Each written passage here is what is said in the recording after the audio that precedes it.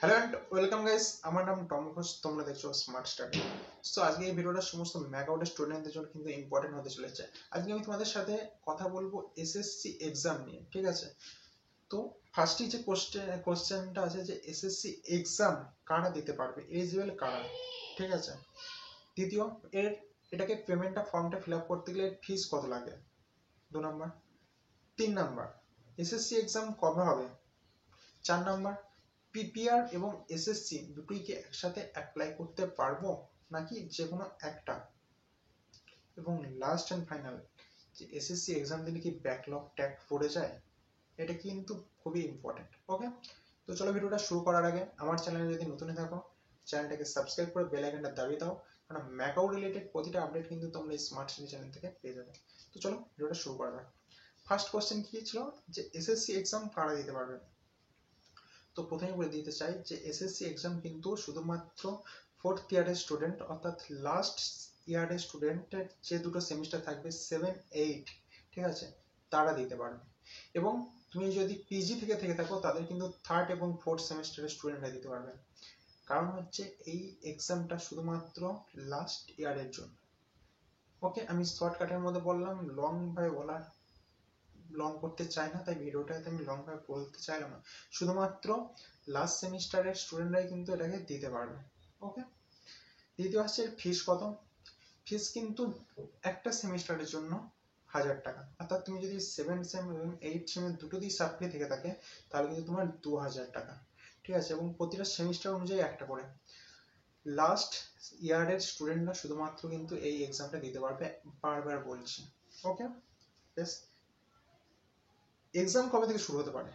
তো SSC exam form fill up হবে, PPR আছে, পিপিআর এর পর কিন্তু তোমাদের যে এসএসসি এক্সাম, ঠিক আছে, এটা কিন্তু আগস্টের লাস্ট উইক এবং সেপ্টেম্বরের ফার্স্ট উইকের মধ্যে কিন্তু তোমাদের এক্সামটা কিন্তু হতে পারে, ঠিক আছে? এরপরে আপডেট আসলে আমি অবশ্যই এই চ্যানেলে দিয়ে দেবো। ওই জন্য বলছি চ্যানেলটাকে সাবস্ক্রাইব করে বেল আইকনটা দাবিয়ে দাও, কারণ এখান থেকে প্রতিটা আপডেট পেয়ে যাবে। নেক্সট আপডেটগুলোও কিন্তু আমি এই চ্যানেলেই দিয়ে দেবো। এবং হোয়াটসঅ্যাপ গ্রুপ এবং হোয়াটসঅ্যাপ চ্যানেল টেলিগ্রামের লিঙ্ক দেওয়া থাকলে ওখান থেকে জয়েন হও, প্রতিটা আপডেট পেতে পারো। অবশ্যই চ্যানেলগুলো ফলো করো। ওকে, তারপর আসছে পিপিআর এবং এসএসসি দুটো একসাথে কি দিতে পারবো।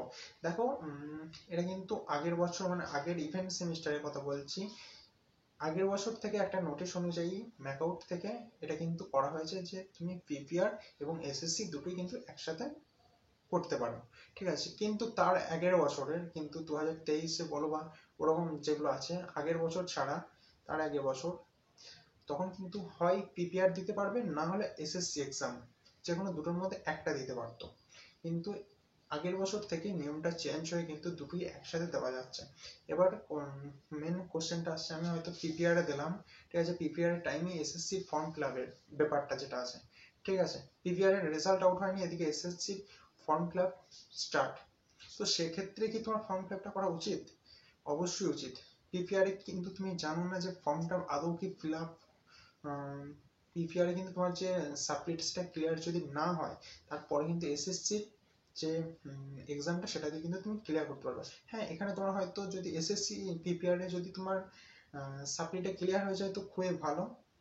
তো সেক্ষেত্রে হয়তো তোমার 1000 টাকার মতো, যেটা এসএসসি ফর্মটা ফিল আপ করবে সেটা কিন্তু 1000 টাকার মতো একটু যাবে, ঠিক আছে? আদার্স টাকাটা যাওয়া ছাড়া বাকি সবকিছু দিক কিন্তু তোমার ঠিক থাকবে। মাথায় রাখবে, পিপিআরও দাও, যাদের সাপ্লি এসছে লাস্ট ইয়ারে তারা কিন্তু ফার্স্টে প্রিপেয়ার করো, তারপরে এসএসসি ফর্ম ফিল আপ করো, ঠিক আছে? এবার এসএসসি ফর্ম ফিল আপ কেন করতে বলছি, বাই চান্স তোমার যদি প্রিপেয়ারে ক্লিয়ার না হয়, এসএসসি এক্সাম দ্বারা কিন্তু তোমার ওটা ক্লিয়ার হয়ে যাবে। ওকে, আশা করছি এইটুকু আমি তোমাদেরকে বোঝাতে পেরেছি। এবং লাস্ট এবং ফাইনাল যেটা আসছে, তোমরা যদি যে এসএসসি এক্সামটা দাও, তাহলে কি তোমাদের উপর একটা ব্যাকলগ যেটা স্ট্যাক, সেটা সার্টিফিকেটের উপর ইফেক্ট পড়বে? এটা কিন্তু অরিজিনাল ভাবে ফ্যাক্টলি বলতে গেলে অবশ্যই তোমার যে রেজাল্ট বা ডিগ্রির ইয়েতে যেটা বলছো রেজাল্টের উপর, সেটা একটা ব্যাকলগ ট্যাগ, মানে স্পেশাল সাপ্লিমেন্টের একটা ট্যাগ কিন্তু পড়ে যাবে, ঠিক আছে? কিন্তু পিপিআর এর ক্ষেত্রে কিন্তু সেটা না।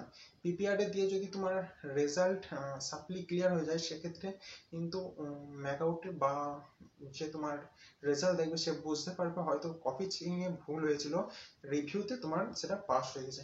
বাট রিভিউতে যদি পাস না হয়ে যদি এসএসসি এক্সামে পাস হয়, সেক্ষেত্রে একটা ব্যাকলগ স্ট্যাক থেকেই যায়। ওকে, আমার তরফ থেকে যতটা পারা সম্ভব তোমাদের বোঝানোর চেষ্টা করেছি। ভিডিও ভালো লাগলে লাইক কমেন্ট শেয়ার করো। অবশ্যই চ্যানেলে যদি নতুন হয়ে থাকো চ্যানেলটাকে সাবস্ক্রাইব করে বেল আইকনটা দাবি দাও। এখানে ম্যাকআউট রিলেটেড প্রতিটা আপডেট পেয়ে যাবে। অবশ্যই হোয়াটসঅ্যাপ টেলিগ্রাম চ্যানেলে জয়েন করো, ওখান থেকেও প্রচুর আপডেট দেওয়া হয়, নোটস দেওয়া হয়, মার মুখ সমস্ত কিছুই প্রোভাইড করা হয়। ওকে, থ্যাংকস ফর ওয়াচিং।